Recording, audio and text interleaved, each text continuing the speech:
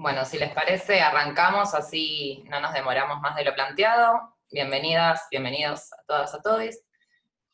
Bueno, a esta charla que le hemos puesto las vueltas a la cancha en tiempo de COVID, y para poder charlar un poco y construir, digamos, entre todos un poco la necesidad de pensar colectivamente. El programa de Diego Iglesias.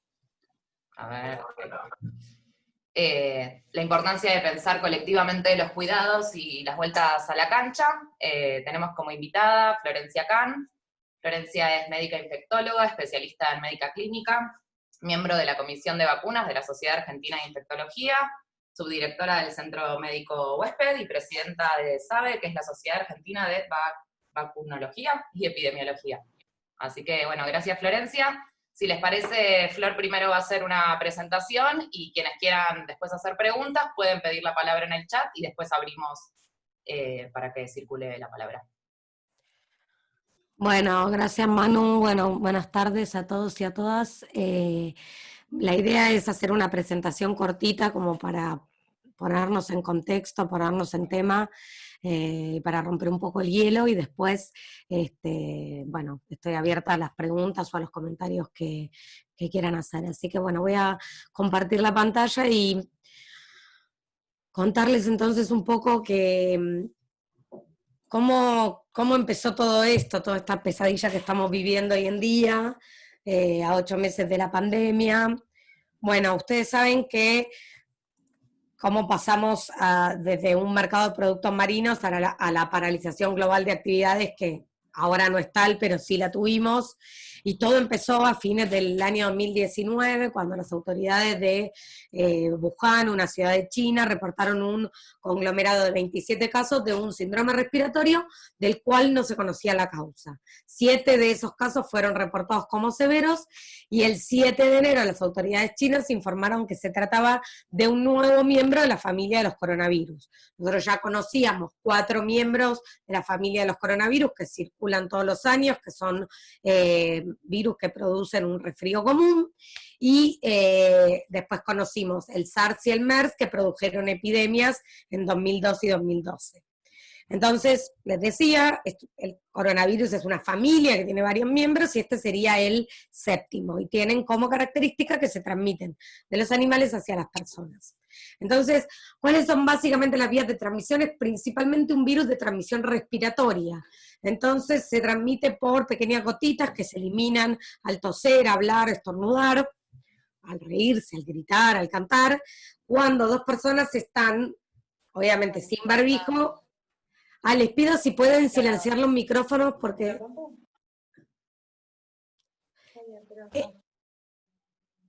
entonces, se transmite por estas gotitas que eliminamos al toser, hablar, estornudar, que son gotitas pequeñas de saliva, y básicamente la transmisión es de persona a persona, por supuesto, si estamos a menos de 2 metros de distancia y sin barbijo. También esas gotitas pequeñas de saliva pueden caer sobre diferentes superficies y pueden contaminar esas superficies. Entonces, si nosotros tocamos esas superficies, el virus no entra por la piel de las manos, pero si nos llevamos las manos a los ojos, a la nariz o a la boca, es otra vía por la cual el virus puede ingresar en nuestro organismo. Entonces, por ahí escucharon hablar del R0, y esto habla de a cuántas personas puede contagiar una persona que tiene el virus. Entonces, el R0 para el SARS-CoV-2, que es el virus que produce la enfermedad COVID-19, es de 1,5 a 3,5, es decir, que una persona infectada puede contagiar a otras 1,5 a 3,5 personas. La mayor tasa de transmisión... ¿Hay alguien con el micrófono abierto? Yo me escucho un ruido que no... A ver. Ahí está. La mayor tasa de transmisión ocurre en los primeros días de la enfermedad, las primeras 48 horas, pero una persona puede transmitir el virus desde 1 a 2 días antes de comenzar con los síntomas. Entonces, esta situación es importante tenerla en cuenta porque uno puede sentirse 10 puntos, estar asintomático o asintomática, y sin embargo puede tener el virus y lo puede transmitir a otros. Entonces, acá lo que vemos es cómo el uso de barbijo o mal llamado tapabocas, porque tiene que tapar la nariz, la boca y el mentón, la utilidad que tiene, sobre todo, que si yo tengo el virus y no lo sé, y me pongo un barbijo, evito transmitir el virus a otros. Entonces, acá pueden ver como si una persona tiene el virus, aún estando asintomática, puede transmitir el virus a otros, aunque esos otros tengan barbijo, y cuando ambas personas tienen barbijo, se reduce mucho el riesgo de transmisión. También es importante la ventilación de ambientes, porque hay de estas microgotas de saliva, en algunos casos, si son muy pequeñas, hay trabajos que ya demuestran que podrían quedar como flotando en el aire, entonces en lugares cerrados y poco ventilados, esto puede ser un riesgo porque justamente puede hacer que si no tenemos el barbijo puesto podamos contagiarnos. Entonces los lugares hay que ventilarlos por lo menos 5 minutos por hora y hacer que el aire se renueve, que se recambie el aire. Entonces, en base a las vías de transmisión que vimos, ¿cuáles son los cuidados? Bueno, lavarse las manos con agua y jabón, por lo menos 40 segundos, las palmas y el torso, lavarse que haga bien espuma, porque ese efecto detergente es lo que rompe las partículas virales que están en nuestras manos, y si nosotros tocamos una superficie contaminada y no nos llevamos las manos a la cara, nos lavamos las manos y ya está. Estornudar y toser cubriéndose con el pie y el codo, no llevarse las manos a la cara, como dije, ventilar los ambientes, limpiar las superficies y no compartir platos, utensilios, mate ni ninguna otra cosa. Y un poco lo que yo les contaba antes, que lo que ustedes acá ven en rojo, es cuando se detecta la PCR positiva, que es lo que nos hacen con el hisopado nasofaringio, y puede ser positivo desde 2 días antes de comenzar con los síntomas hasta más o menos el 10º día. Entonces, las personas pueden contagiar desde 2 días antes de comenzar con los síntomas. El método diagnóstico es la PCR. Yo le hago una PCR a una persona que tengo sospecha clínica que tiene COVID, y si esa PCR es positiva, me dice que esa persona tiene COVID-19.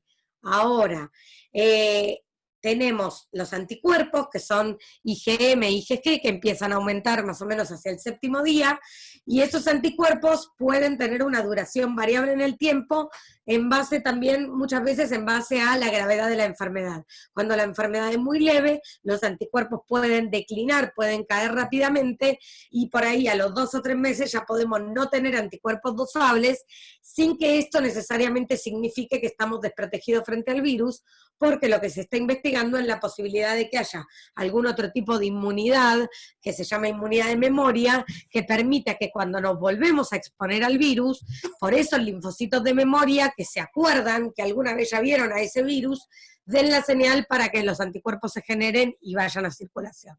Así que es importante tener en cuenta que el diagnóstico se hace con el hisopado, que la técnica que se usa es la PCR, y que los anticuerpos nos sirven más que nada, en el caso de, sobre todo, de IgG, para saber si una persona tuvo hace más de 3 semanas contacto con el virus, pero no es para diagnóstico de infección aguda. Y bueno, ¿cómo nos infectamos? El principal papel lo cumplen las personas que tienen síntomas, ¿sí? ¿Se acuerdan que les dije que las primeras 48 horas de los síntomas será el momento de mayor contagiosidad porque hay una carga viral más alta? Y los presintomáticos también contagian. Fíjense que el ambiente y los asintomáticos pueden tener un rol en la transmisión, pero es un rol mucho menor. ¿Y cuáles son las claves para la transmisión? Por un lado, la proximidad, estar a menos de 2 metros de una persona. Por otro lado, la intensidad, no es lo mismo estar a menos de 2 metros de una persona en silencio que hablando o gritando, y por otro lado la duración, ¿sí? Por eso cuando se define contacto estrecho es cuando 2 personas están por más de 15 minutos a menos de 2 metros de distancia y sin las medidas de protección como por ejemplo el barbijo. Entonces, digamos, siempre es importante cuando uno piensa en reanudar una actividad, pensar si se va a hacer en el interior o al aire libre, cuántas personas van a participar de esa actividad, cómo está distribuido el espacio, cómo va a ser la cercanía entre personas, cuánto va a durar la actividad, digamos, el tema del contacto y la amplitud de las superficies, cómo va a ser el área de circulación y cuál es la posibilidad que se tiene de cumplir las medidas. Respecto a lo que es en concreto en el fútbol, para reducir el riesgo en el fútbol es importante tener un plan de prevención y contingencia, educación a los planteles y autoridades, y digamos, esto va para desde el club más chico o la escuela de fútbol más chica hasta los clubes más grandes, que los clubes más grandes no estarían siendo el mejor ejemplo en este momento. Tener un responsable, siempre cuando hay un protocolo para la actividad que sea, es importante tener un responsable que sea como suena feo, pero una especie de policía de COVID o alguien que controle que las medidas se cumplan, porque lo que está visto es que cuando hay un protocolo, si nadie vela por el cumplimiento de ese protocolo, las cosas no terminan bien. Las medidas generales de barbijo, distanciamiento, lavado de manos, hacer encuesta, digamos, de síntomas a través de la aplicación Cuidar, el control de temperatura y olfato al ingresar puede ser una medida, digamos, sencilla y fácil de llevar a cabo, evitar el uso de vestuarios, es decir, que las personas lleguen, hagan su entrenamiento y se bañen en sus casas, evitar el uso del transporte público, no más de 2 personas por automóvil, o si es un autobús, un micro, digamos, que se ocupe al 50%, y por supuesto no compartir mate, no tomar de la misma botella. La posibilidad del entrenamiento en burbujas tiene que ver más que nada con hacer grupos reducidos de 5 o 6 personas y que esa burbuja no se mezcle con otra burbuja. Entonces, si en una burbuja hay un caso sospechoso o confirmado, uno solo tiene que aislar a los que comparten esa burbuja y no a todos los que están entrenando. Y después está la posibilidad de hacer testeos, pero esto es más que nada para los clubes grandes, ¿no? Entonces, bueno, las manifestaciones clínicas que puede dar el COVID cada vez son más: fiebre, tos, dolor de garganta, pérdida repentina del gusto y el olfato, náuseas y vómitos, diarrea, falta de aire, son muchos los síntomas que puede producir. En general hay una regla que es de 80-15-5, es decir, que el 80% de las personas tienen un cuadro leve a moderado, el 15% de las personas tienen un cuadro grave con una neumonía que requiere hospitalización, y el 5% de las personas tienen un cuadro crítico, de los cuales el 50% puede fallecer.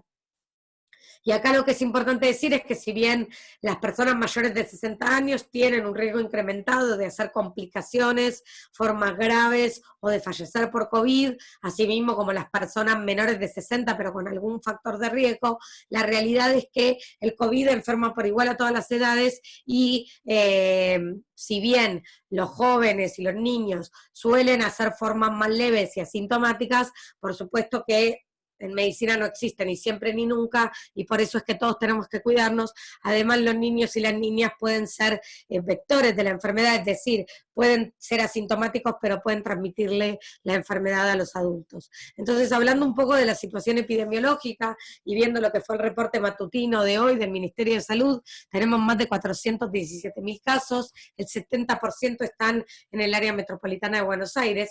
La edad mediana, o sea, la edad promedio de los casos mediana, es de 38 años. Hay un casi 74% de estos 417.000 casos que ya están recuperados, que ya están dados de alta. Hay lamentablemente 8.730 fallecidos, y fíjense, la edad mediana de los casos 38 años, la edad mediana de los fallecidos 72 años, es decir, se enferman más los jóvenes, probablemente porque son los que más circulan, pero se mueren más los adultos mayores. La letalidad es del 2,1%, y acá ustedes pueden ver que hay más de 2.200 pacientes internados en terapia intensiva, de los cuales prácticamente el 70% están en la ciudad de Buenos Aires y en la provincia de Buenos Aires, y la ocupación promedio de camas de terapia intensiva por cualquier causa, COVID y no COVID, es del 60,6% a nivel nacional y casi el 69% en el AMBA. Esto es un promedio, eso implica que hay centros que están en su 100% y otros que están en un 50 o 60%. De estos casos, el 10% son menores de edad, entonces eso nos da la pauta que los menores de edad suelen tener formas más leves y formas asintomáticas, pero pueden transmitir el virus a adultos mayores o personas con factores de riesgo. Entonces, esto es un poco lo que les mostraba antes, los confirmados por grupo etario, ustedes pueden ver en las barras lo que yo les decía, la edad promedio de los casos, 38 años, y fíjense cuando uno cruza este dato con la barra esta medio turquesa de la letalidad, cómo se va incrementando la letalidad a medida que vamos pasando las décadas a partir de los 60 años. Entonces, cuando se hablaba tanto, ustedes lo habrán escuchado, de aplanar la curva, tiene que ver con que uno puede tener 500.000 casos todos juntos en poco tiempo, como muestra la curva violeta, donde uno supera la capacidad del sistema de salud, o uno puede tener la misma cantidad de casos distribuidos en el tiempo, de modo tal que el sistema de salud pueda hacer frente a la demanda. Entonces, como conclusiones, estamos ante un desafío sin precedentes a escala global, con un futuro incierto, aunque con varias vacunas en fase 3 que tienen resultados muy prometedores y que probablemente para el primer trimestre del año que viene podamos contar con algunas, al menos para los que pertenecen a los grupos de riesgo. Es un virus muy transmisible, muy contagioso de persona a persona, para el cual somos todos susceptibles. El tema de si hay o no hay memoria inmunológica se está estudiando, se cree que sí. Hay una primera etapa de una infección viral importante y una segunda etapa más o menos a partir del 5.º día con una hiperrespuesta inflamatoria que hace que esto pueda traer complicaciones e incluso secuelas a largo plazo. El espectro clínico es muy amplio, hay mucha necesidad de recursos técnicos y recursos humanos. También hay muchos tratamientos en estudio, pero todavía ninguno comprobado. Por supuesto que todo esto tiene un grave impacto económico y social y hay, digamos, son numerosos desafíos nuevos que requieren cooperación y solidaridad a escala global y local. Así que bueno, hay un mundo después del coronavirus, pero en parte depende de todos nosotros y bueno, muchas gracias por su atención. Perdón si fui como medio rápido, pero ahora estoy atenta a sus preguntas. No, muchas gracias. Fue muy, muy clara. Me parece que está bueno también pensar cómo llegamos hasta donde estamos hoy, porque parece que no, pero el tiempo va pasando, ya casi son eso, 8 meses desde el COVID, 6 desde la cuarentena. Arranco yo con una pregunta así para romper el hielo, y un poco también por lo que contabas y por lo que se estuvo viendo estos días en relación a las burbujas que están implementando algunos clubes, que también, digamos, creo que es una implementación muy desigual, porque solo lo pueden llevar a cabo espacios o clubes que tienen mucho recurso económico para destinar, pero bueno, que vemos que también los casos igual aparecen y que en algún punto, digamos, no son tan efectivas estas burbujas. ¿Vos a qué se lo atribuirías? No, yo creo que, a ver, yo les confieso que no sé en profundidad qué fue lo que pasó, por ejemplo, en Boca, que es uno de los clubes que está teniendo un brote, porque tiene 19 casos, si no me equivoco, pero sé que en algún momento, digamos, estaban concentrados en un hotel, tenían burbujas, pero les dieron un día libre, entonces las burbujas se mezclaron. El concepto de burbuja tiene que ver con grupos reducidos, que no se mezclen, y aún en el caso que sean gente que después vuelve a su casa, digamos, es importante el cumplimiento de los protocolos adentro y afuera del club. Porque si yo cumplo dentro del club, pero después voy a mi casa y comparto el mate con 4 personas y no me cuido, bueno, es probable que yo pueda llevar el virus a mi burbuja. Lo que pasa es que cuando nos manejamos en burbuja, que son grupos de 4 o 5 personas, a lo sumo, si hay un caso, vas a tener que aislar a los que están en esa burbuja y no a todos. Ahora, cuando todas las burbujas empiezan a interactuar entre sí, te pasa que tenés un brote.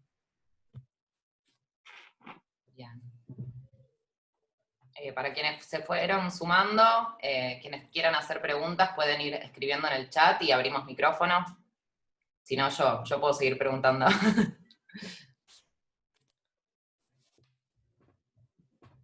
Ay, les quedó todo clarísimo. No, yo tengo otra pregunta. Por ahí es una pregunta medio ingenua, pero digamos, ¿jugar al fútbol se consideraría una actividad de contacto estrecho, digamos, no? No, bueno, a ver, convengamos que las actividades al aire libre tienen más riesgo que las actividades en lugares cerrados, por supuesto. Esto no implica, me voy a hacer un picnic porque es al aire libre, ¿no? Pero la realidad es que en el fútbol los contactos con otra persona son momentáneos. Sí, sí, digamos, si un jugador te tose en la cara, por más que sean 10 segundos o te estornuda en la cara, digamos, o te grita en la cara una jugadora, un jugador, es indistinto, te puede contagiar, pero en general los contactos en el fútbol son momentáneos, no se cumple esto de, si bien estás a menos de 2 metros, obviamente, a veces estás directamente pegado, pegada, pero no se cumple esto de los 15 minutos. Entiendo que no se puede jugar con barbijo porque es un garrón, pero digo, mientras no te tosan, ni te estornuden, ni te hablen en la cara, no configuraría un riesgo mayor. El principal riesgo es el antes y el después, no tanto el durante. Bien, gracias. ¿Contar? Adelante. Hola, Flor. Hola. Cuando se dice que puede haber reuniones de 10 personas, ¿se dice algo respecto a los entrenamientos? Como esas 10 personas que nos juntamos, ¿podemos entrenar fútbol? Lo que pasa es que las reuniones de 10 personas son con distanciamiento y con barbijo, en teoría. Después cada uno, o sea, hay mucha gente que hace como versión libre y en parte, viste, como yo siempre digo, cuando hablamos de responsabilidad individual no es una frase hecha, digamos, esto depende de todos nosotros. Es imposible que nadie nos pueda controlar a cada ciudadano lo que hace. Creo que a esta altura estamos como súper informados y sabemos. En cuanto a un entrenamiento, si es un lugar al aire libre y uno puede hacer, por ejemplo, yo no sé, le reconozco que no sé cómo venían trabajando hasta ahora, así que voy a hablar hipotéticamente. Si mando fruta me dicen, pero ponele. Bueno, venían entrenando de a 20 chicas, suponete. Y ahora, para poder mantener el distanciamiento y tener estos grupos, bueno, hay que hacer 2 turnos de 10 para que en el mismo espacio donde antes había 20, ahora haya 10. Es un ejemplo nada más, no sé cómo se venían manejando, pero digo, incluso en los ámbitos cerrados laborales, todo se reduce a la mitad para poder justamente mantener el distanciamiento. Si vos tenés que tener el mínimo distanciamiento, ponele que al aire libre pueda ser 1,5 metros y no 2, porque estás al aire libre, que es una cosa positiva, ¿no? Entonces vos necesitas 2,25 metros cuadrados por persona. Bueno, ahí tendrás que ver de cuánto es tu cancha y cuánta gente puedes meter. Eso significa que vos en el entrenamiento no puedas hacer partido, digamos, no sé, no tengo mucho lenguaje futbolístico, digo, no significa que solo puedas pelotear, digo, podés hacer un partido, pero tienen que ser estos contactos como son en general en el fútbol, que son momentáneos, y por ahí hay que evaluar, bueno, en un partido donde vos estás entrenando y donde podés parar, si por ahí no se puede usar el barbijo, sobre todo estando al aire libre y en invierno, que digo, no es que estás en la cancha, no sé, de Boca o de River y estás jugando dos tiempos de 45 minutos. Por ahí en el contexto de un entrenamiento, en el contexto del invierno, bueno, digo, son todas cosas para pensar un poco entre todos, como que no hay una cosa que esté escrita en piedra y que sea una sola manera, pero son diferentes estrategias para poder volver a la actividad, pero lo que sí les digo, y un poco lo que ahora se está hablando tanto de los cuidados y el deporte, es que, digamos, hacer un protocolo es fácil, lo difícil es cumplirlo. ¿Sí? Y hacerlo cumplir.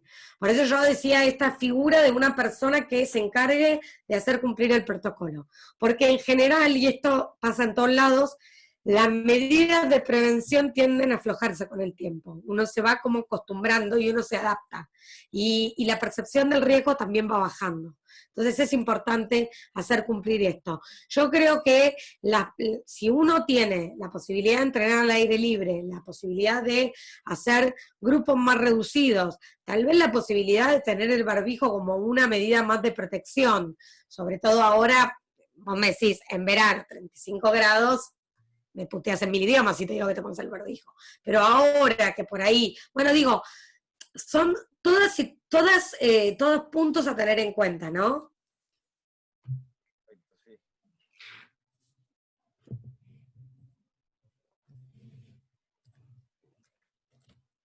Hola, perdón, no me anda la cámara.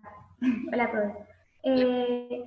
No, yo pienso en una clase hipotética, por ejemplo, en el que hacemos una hora, nosotros generalmente entrenábamos 1 hora y media, 1 hora y cuarto de así tipo ejercicios que se pueden hacer ejercicios con distanciamiento, de pases, remate, más aburrido, pero bueno.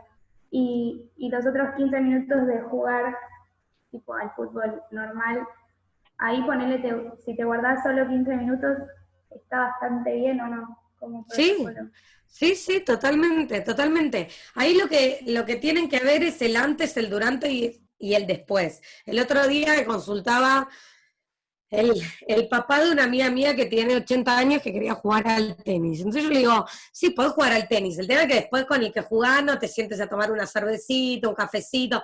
El tema, por eso les digo, el momento del entrenamiento, si ustedes hacen grupos más reducidos que les permitan de alguna manera mantener el distanciamiento y después hacer un poco de fútbol, no hay problema.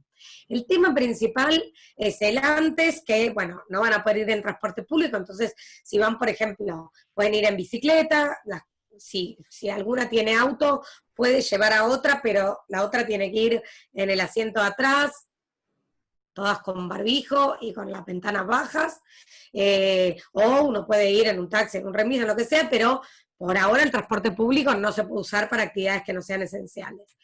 Si uno hace todas esas medidas en el durante y en el después, no te vas a comer una pizza ahora que se puede comer al aire libre, porque poderse se puede, pero yo digo, si nos sentamos en una mesa a comer, estamos a menos de 1,5 metros. Como estamos comiendo, estamos sin barbijo. Y si estamos comiendo con amigas, estamos hablando. Entonces, ahí está el riesgo, no en la parte del entrenamiento. Por eso les digo que por ahí es un poco, suena medio hortiva de mi parte, pero es como, bueno, a entrenar y taza a taza. Sería como la conclusión así, científica sería esa. Porque el después puede ser el mayor riesgo.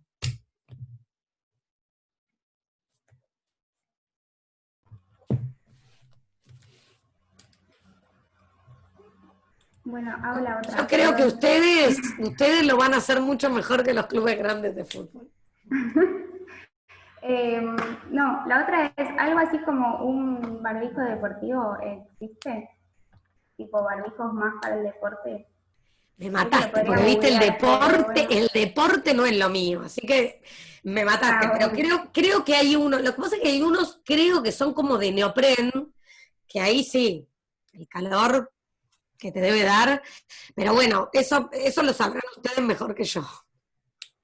Siempre el barbijo obviamente, tiene que ser cómodo, se tiene que poder usar, y sobre todo sería solo para la instancia de esos 15 minutos donde estén jugando, porque en el momento donde ustedes puedan mantener la distancia, la verdad que no es que tienen que estar la hora y media del entrenamiento con barbijo. Si uno puede mantener la distancia, no hace falta el barbijo.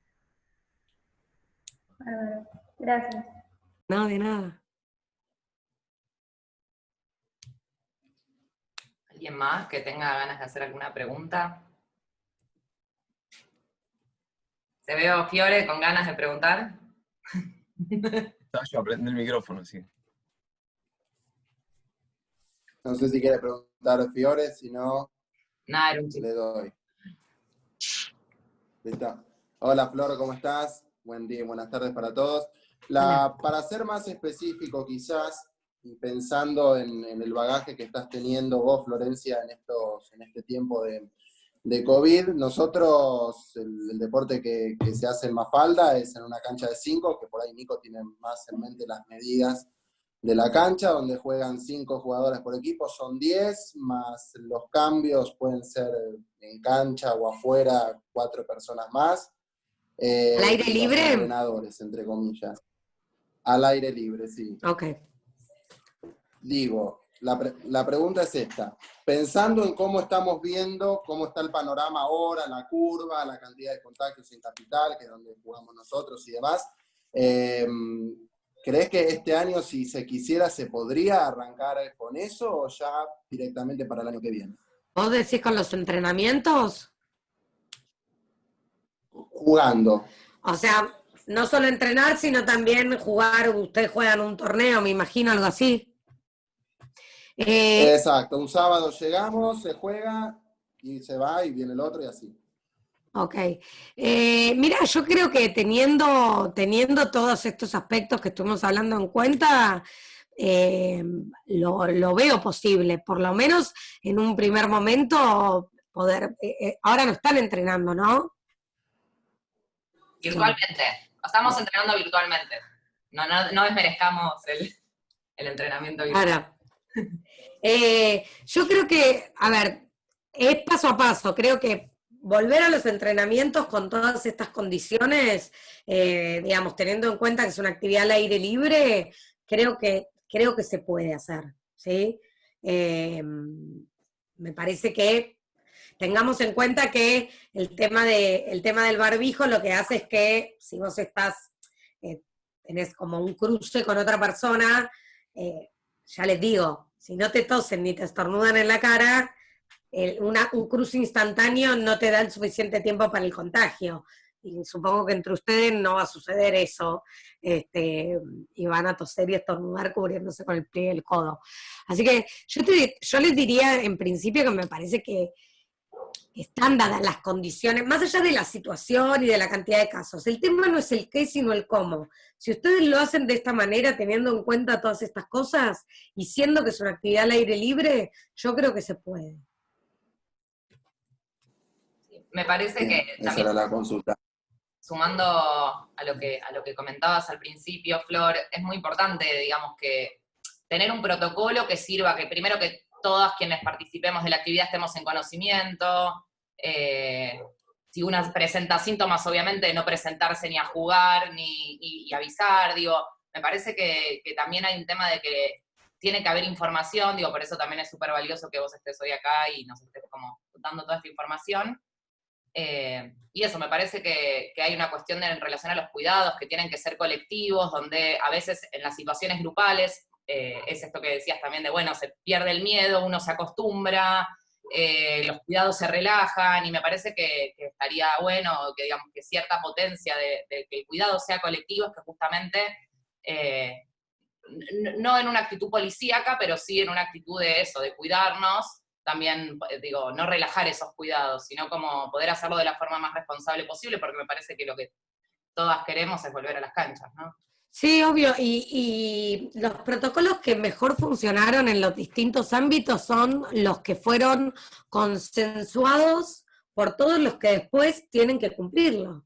O sea, un protocolo no puede ser una imposición, tiene que ser un trabajo colectivo donde haya acuerdo de todas las involucradas en este caso, y que todas lo sientan como propio y que todas lo cumplan y lo hagan cumplir, pero no como una cosa buchona de, porque vos sino como una cosa de, vamos a cuidarnos entre todas para poder seguir con esta actividad que tanto nos gusta, ¿no? Sí, tal cual.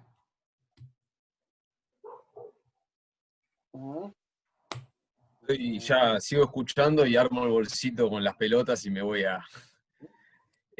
Flor, mi miedo en particular tiene que ver con lo institucional, sí, como que yo no vi ninguna escuela que haya arrancado con los entrenamientos, tampoco quiero como, digamos, cargarme la responsabilidad de ir a un parque tal vez con 5 o 6 compañeras y por más de que sea todo con un protocolo interno y demás, como romper las reglas. Claro, bueno, ahí hay que ver, por eso yo, la otra vez cuando hablábamos que me invitaste a dar esta charla donde estamos aquí. Ay, pensé que ibas a decir la del jardín, me asusté. No, el jardín no. Eso no cuento nada. No, digo que sí, hay que tener una autorización, en este caso, no sé si será del gobierno de la ciudad o lo que sea. Yo les hablaba más como desde el punto de vista sanitario, digamos, teniendo en cuenta todos estos aspectos que estuvimos discutiendo, podría hacerse. Ahora, después, si te lo permiten o no, tenés que preguntar a la reta, no a mí.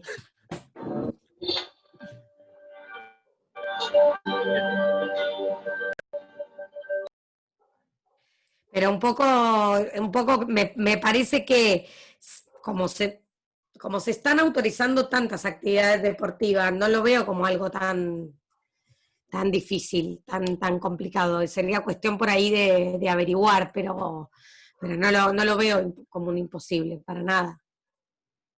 Claro. Lo O que sea, se yo me ahora no podría, perdón, el lunes no es que podría decir el lunes que viene se entrena, si es que la red, salvo que la reta diga a partir de ahora se puede entrenar. Bueno, habría que ver bien, la verdad que habría que meterse en la página del gobierno de la ciudad, que creo que hay un listado de las actividades permitidas y habría que ver. Las actividades Lo que pasa, que se autorizaron esta semana fueron los deportes de práctica individual. Escalada, tenis, que eso fue lo último que se aprobó, digamos. claro, pero como hay un plan progresivo de apertura de actividades, yo no sé en qué momento viene eso después, y también el tema es, no sé si hay diferencia entre hacerlo en un club o en un parque, por ejemplo. Esa parte como más de regulatoria, eso sí que no te lo puedo decir, pero sé que en general en Cava lo hacen como progresivo, entonces capaz esta semana se puede algo, pero la semana que viene se agregan otras y la otra se agregan otras y así.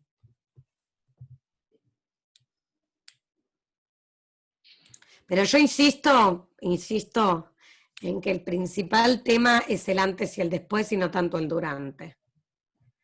Porque una cosa lleva a la otra, ¿viste? Entonces, por eso digo que ahí hay que hacer como mucho hincapié en, bueno, ¿viste? Va a ser diferente que lo que están acostumbrados, o no sé, por ahí no, pero supongo que estarán acostumbrados a la cosa de entrenar, después por ahí tal vez ir a tomar algo o no, pero bueno, en este caso, el antes y el después tiene que ser muy cuidado.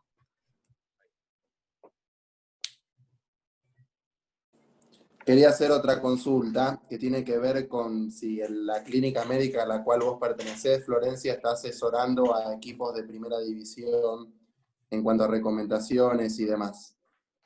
No, en este momento no estamos asesorando a ningún club. Lo único que tenemos con algún club es una gente que hace los hisopados y tenemos una infectóloga que responde dudas si hay algún caso positivo para ver qué hay que hacer, pero nosotros no hicimos protocolo para ningún club. Gracias. No, de nada.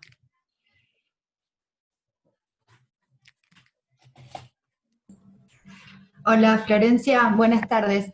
Te hago una consulta. La frecuencia de entrenamiento de estas burbujas, ¿cuál es la recomendación? ¿Que sean semanales, que sean quincenales? Porque yo soy docente y viste que se estuvo diciendo esto de que haya una parte de los estudiantes en la escuela, no para este año, ¿no? Pero en la escuela y otra virtual y hacerlo mixto. Sí, a ver, en general lo que se está haciendo en muchos lugares, incluso en el centro médico en el que yo trabajo, es hacer 2 grupos que no se crucen, grupo A y grupo B, y entonces, y todo esto lo que te permite es, en el mismo espacio donde antes tenías, por ejemplo, vamos a suponer el ejemplo de un aula cerrada, en el mismo espacio donde vos antes tenías no sé, 22, ahora vas a tener 11, o pueden ser grupos más chicos, esto es cuestión de ver en cada institución. Entonces, ese grupo nunca se va a cruzar con el otro, entonces hay diferentes opciones, o que vayan 15 días unos, 15 días otros, o que vayan una semana entera unos, una semana otros, o que vayan lunes, miércoles y viernes el grupo A, martes y jueves el B, y después cambian. Son diferentes estrategias. Lo importante es que, digamos, la actividad, y también depende de la edad, ¿no? La edad de los alumnos y las alumnas, porque esto también es un tema. Pero lo importante es que, digamos, te permita hacerlo manteniendo el distanciamiento, con el uso de barbijo y todo para minimizar el riesgo de transmisión. Ok, o sea, clave la organización de que no haya cruces de burbujas, digamos.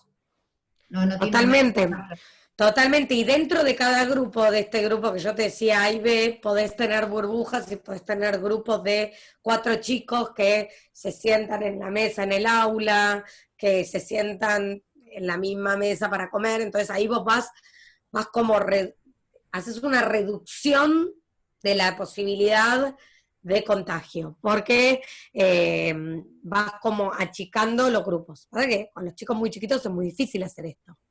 Por no decir imposible. Sí, sí, sí, totalmente.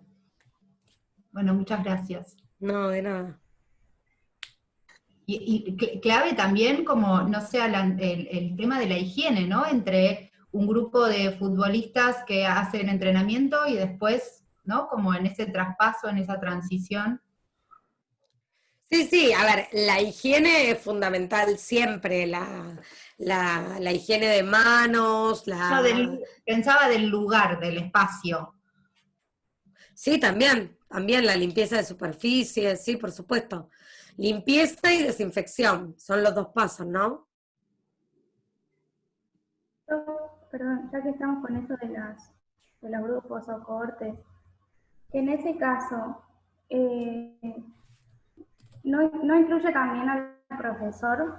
Como que ¿no incluye también al docente, al profesor o profesora a cargo? Sí. Como que si es parte de una burbuja no puede ser parte de otra, porque si no es Exacto. el sistema de burbuja.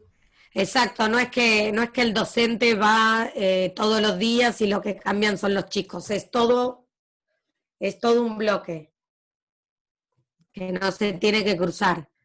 La clave de las burbujas o los grupos es que no se crucen entre sí, porque si vos tenés un caso sospechoso o confirmado, y vos cada vez que tenés un caso confirmado tenés que ir 48 horas para atrás desde el momento del inicio de los síntomas y ver quiénes son los contactos estrechos de ese caso para que hagan el aislamiento. Entonces, siempre los protocolos lo que tienden es a que exista la menor cantidad posible de contactos estrechos, para que vos puedas seguir con la actividad a pesar de tener un caso confirmado.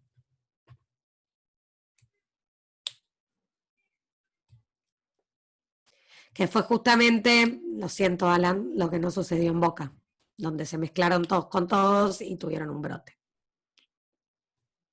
¿No puede ser que se los hayan contagiado a propósito para sacarse de encima el mambo, o es muy bilardista de mi parte pensarlo? ¿Vos decís que le dijeron contágiense ahora y ya está? Una sopita de coronavirus. Yo te digo algo, a esta altura nada me sorprendería, pero bueno, esperemos que todos la saquen barata y ninguno se complique.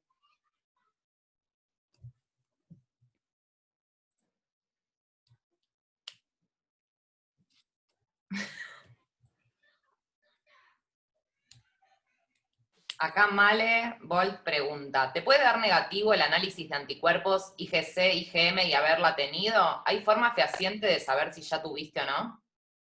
Sí, ¿se acuerdan que antes yo les había dicho que cuando las formas son asintomáticas, son muy leves, se puede producir una caída rápida de los anticuerpos a los 2 meses, 3 meses, y eso no implica que no hayas tenido la enfermedad o que no quedes protegida, pero la realidad es que sí, se vio y de hecho pasó en personas que tuvieron la enfermedad y quisieron ir a donar plasma y cuando les hicieron el dosaje de anticuerpos no tenían anticuerpos, tuvieron la enfermedad con PCR positiva, con síntomas, todo, o sea que no hay duda que tuvieron la enfermedad, sin embargo después no tenían los anticuerpos dosables, digamos. Yo te sumo otra pregunta, Flor, porque me da la sensación de que en todas las también en cómo mediáticamente se toca el tema de que uno da positivo, todos se testean, como que hay cierta popularización de que de pronto el hisopado pareciera que viene a resolver todos los problemas, ¿no? Como bueno, como me dio negativo, vuelvo a trabajar y quería preguntarte, digamos, qué porcentaje de falsos negativos o falsos positivos hay, o si, la gente debería aislarse igual, por ejemplo, ¿no? Aunque dé negativo el hisopado. Si los contactos, sí, perdón. No. Si estuvo en un contacto estrecho con un positivo. Claro. Los contactos estrechos de los casos confirmados tienen que aislarse por 14 días desde el último contacto con ese caso y no tienen una indicación de hacerse un hisopado si no tienen síntomas. Si se hacen un hisopado y da negativo, igual tienen que cumplir los 14 días. O sea que no te cambia la conducta, no es que un hisopado negativo dice, bueno, listo, vuelvo a la vida normal porque di negativo, porque acuérdense que el hisopado es una foto de ese momento en el que te hicieron el hisopado, que en ese momento tuviste la PCR negativa, nada más.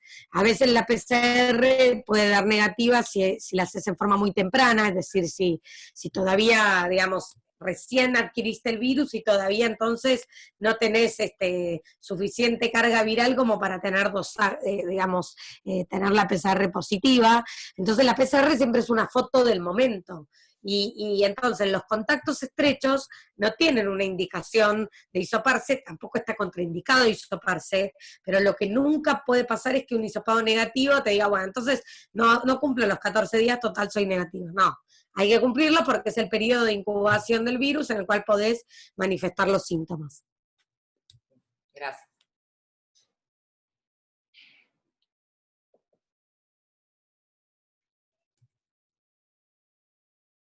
Pregunta de Lau Spinner. ¿Cuánto se sabe de los efectos de la enfermedad? Es decir, quien haya tenido COVID-19, ¿tiene que tener algún protocolo específico para, por ejemplo, volver a hacer deporte? ¿Hay chances de consecuencias cardíacas fehacientes?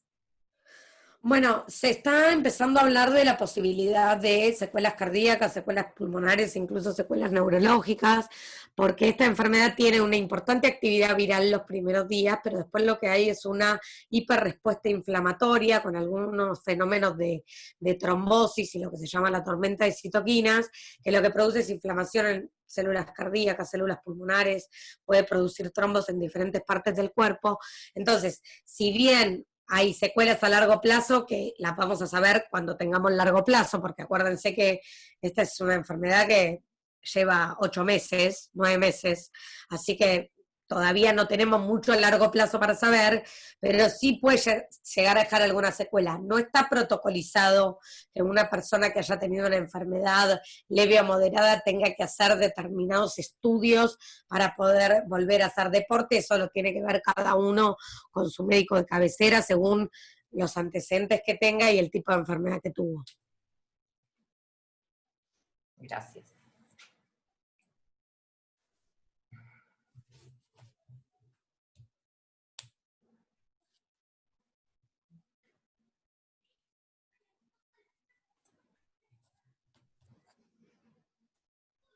¿Alguna pregunta más?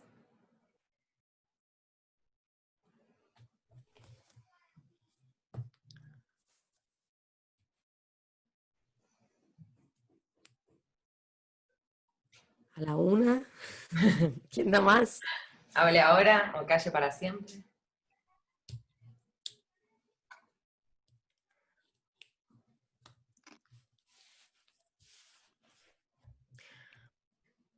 ¿Puedo consultar algo que capaz no está tan relacionado con el fútbol? Adelante. ¿Sí? Hola Florencia, yo soy Laura, soy, además de jugadora amateur, médica generalista.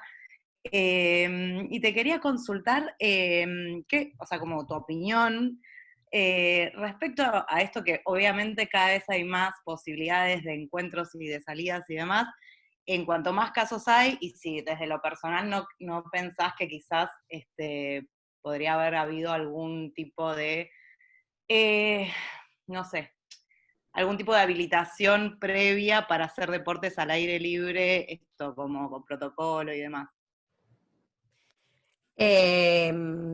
Vos me decís, ¿por qué no hubo una habilitación previa antes de, por ejemplo, permitir las reuniones de hasta 10 personas?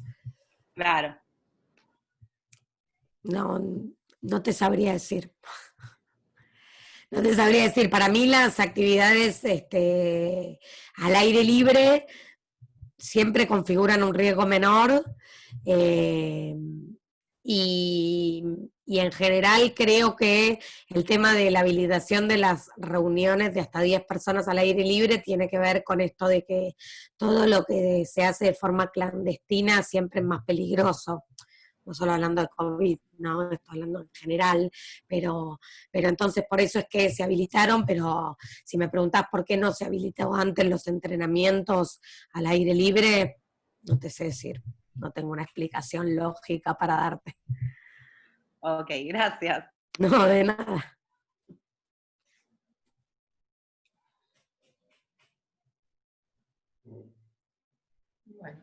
¿Alguien más que quiera preguntar algo? Flor, ¿vos algo que quieras preguntarnos? o que quieras decir algo. No, simplemente gracias por la invitación. Nada, y un poco es más una reflexión que otra cosa, que bueno, estamos en un año tremendamente extraño, que ninguno de nosotros creo que jamás se imaginó vivir una situación así. A mí me tocó como infectóloga vivir la pandemia de gripe en el 2009 y yo dije, ay, qué groso, estoy viviendo una pandemia. Me creía que ya había como pasado por lo más emocionante de la infectología, y la verdad que nos encontramos con esta situación, que es una situación muy difícil, para todos y para todas, donde todos lo estamos sufriendo porque somos seres sociales y todos extrañamos hacer un montón de cosas que no estamos pudiendo hacer, y en mi caso yo, además de extrañarlas, a veces tengo que estar en el lugar incómodo de decir que hay cosas que no se pueden hacer, que a mí también me duele no poder hacerlas. Digo, en este sentido estamos un poco todos en la misma. Yo me ligo un par de puteadas más, pero básicamente la verdad es que hoy por hoy, y hasta que tengamos la vacuna, que eso va a ser el año que viene, dependemos mucho del granito de arena que pueda aportar cada uno. No es una frase hecha, no es una manera de decir, es la realidad. Bueno, Flor, te agradecemos mucho por estar acá y por todo lo que nos compartiste, y bueno, gracias a todos por participar. Muchas gracias a ustedes. Gracias a Flor también. Gracias, Flor. Muchas gracias. Gracias. Gracias. Adiós.